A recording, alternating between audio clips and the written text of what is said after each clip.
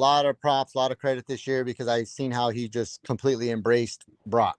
I haven't seen him Yes. embrace a quarterback ever like he Yes. embraces Brock, But this last 3 games, they turn to him on the sideline when Brock's making one of these plays, and I he's just know. got this awful look on his Yeah. face. Brock comes off the sidelines. He's not talking to him in any way, shape, or form. It's just a complete night and day opposite from Yeah. week 5 to Unfortunately. week 8. And I think that's wrong. And as young I as do too. Brock is and as level headed as the kid is, he's still a 23-year-old kid, right? He Yeah. still wants to be coach. That's what he's there for. He Yeah. wants to be coached. He knows he's got a lot more to learn. He said it himself. But if you Yeah. got a freaking coach that, when something doesn't go right or something's not going their way and just shuts down and reverts to aggressiveness, Hmm. that's Brock doesn't want to approach that because I don't take Brock to be I take Brock to be the type of guy like, you know what, dude, you're gonna yell and scream, come I'm at me gonna when you're shut ready up. to, yeah, come at Yeah. me when you're ready to talk like men, because we're both men here.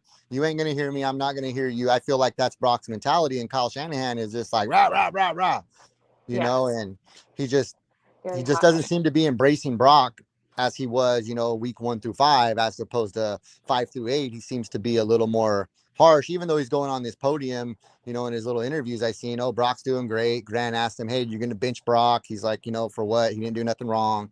That's all my opinion. That's all stuff you got to say in front of the media, right? Yeah.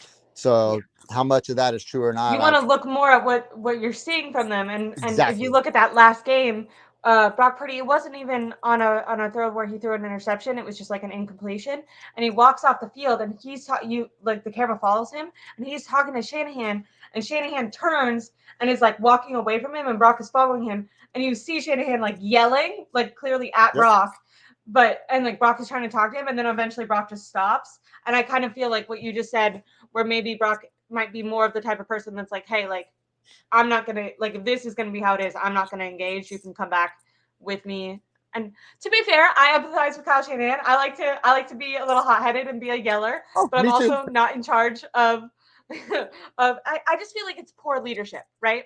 Like you have to be able to 100%. control when you look at, and I hate to keep referencing back to him, but like when you look like at a coach like Mike McDaniel, and you kind of hear how he talked about Kyle Shanahan in that podcast that he did over the summer, a big thing that he talked about was how unhelpful that sort of criticism is in the time. And Mike McDaniel wasn't saying like, don't point out their flaws, don't help them. Like constructive criticism is helpful for anyone, and all these athletes have only gotten here because they're used to some level of criticism and they're used to Yeah. being critical of their own play and making improvements.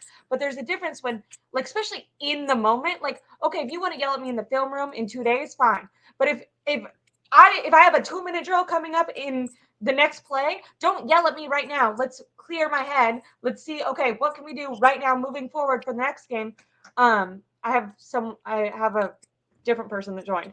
But I was just saying I agree that I think I've been disappointed. I did some videos in the beginning of the season, kind of like I see growth in Kyle Shanahan, and like I was kind of against, not to bring him up, but against trading Trey, because I was like, oh, like what happens if Brock gets injured, whatever. And then I kind of felt wrong, like I felt like I was proven wrong as the team, because I was like, okay, like maybe it was actually really good that they went all in on this guy. If Kyle Shanahan has 100% belief in him, and then the players have 100% belief in Kyle Shanahan, maybe this is how you get like a really united front. And it kind of sucks that like, and I was talking with Eric Crocker about this. He literally told me, he was like, don't praise them until they start losing, because everything can be hunky dory now, but you don't know how it's going to be in times of turmoil. And I was like, no, like, because Kyle was asked about this, and he said like, oh, I did a lot of self reflection and I read self help books. Like he like seemed like he was aware that this might have been like a flaw in his coaching, and that he changed it. And it just seems like Comes now right that back. yeah, it seemed, Showed its ugly and face habits are again. hard to break, but I You had such a know, good time chatting with you, Niner Gang. I have one other person that I'm gonna try to get on here before I end it. Thank you for like doing the show with me. I feel like you might have called in being like, oh, I'll talk for 10 minutes, and I was like, I'm gonna steal you and make you talk the whole time. nope. I love talking Niner football. I'm subscribed to your channel when your stuff comes on. Anytime you have a call in, if I have some time, I'd love to jump in. I love great conversation, and yeah, I just love to see. I And love to see what's people your, growing. can I ask what your name is? Steve Holsey. Steve Olsey. Okay, awesome. Well, it's so Yep. nice to talk with you and meet with you. Do you have Twitter or anything that you want to tell people to follow? No, I don't No? really do that. Okay, I follow all you guys. You guys have this thing locked down. You guys got it all under perfect. control. I mess around on the internet and stuff, but I'm not a real big follow me type guy. I like to follow you guys and support Heck you yeah. guys and what you guys do because it's hard.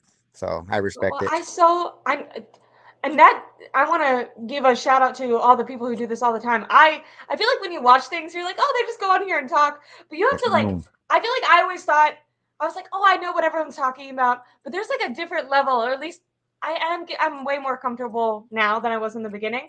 But in the beginning, like I was like, oh, you really have to like know this to be able to talk about it for that yeah. long. So I do. I have a lot of respect, for guys like Jesse, Everett, Grant, everyone who does this. Even guys that I don't like, or not that I don't like, but the Lombardis, like whoever they are, if they're consistently putting out content and giving information, I have a level of respect for them now that I've tried to do this. But Yep. I really That's it. appreciate you doing the show with me. I think I'm gonna do more call-ins because I like the shows where I can interact with people. This ended up being I was supposed to do a stream with Jose, but he ended up having to do PT because he tore his ACL. So I'm glad that I Ooh. still did something. No, doesn't that suck? It would suck to be like a normal person and tear your ACL because you don't have like the level of doctors and stuff. Right. Right. Takes two Yeah. years to recover from that sucker versus a year.